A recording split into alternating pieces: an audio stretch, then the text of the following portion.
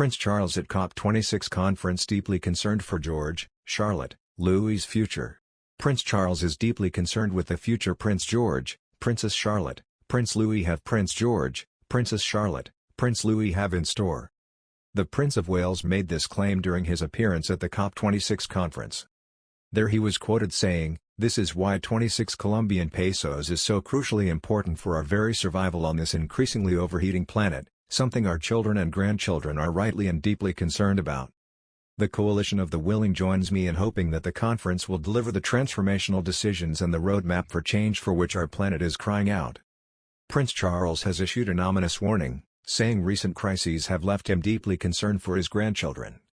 The Prince of Wales, following wildfires that ravaged Greece, repeated calls for businesses to act on climate change.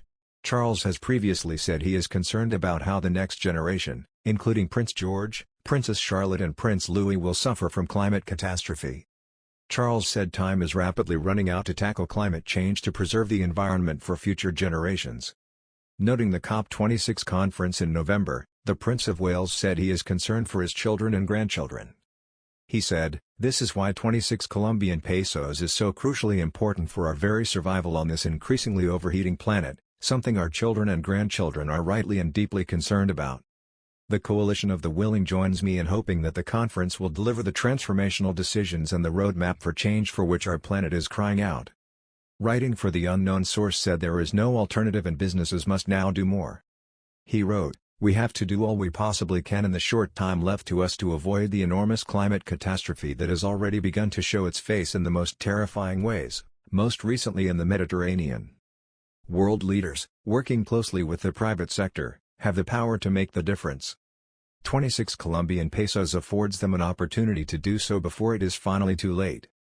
In February, Charles also backed a government review by economist Partha Dasgupta, which called for understanding how economies are negatively affecting the environment.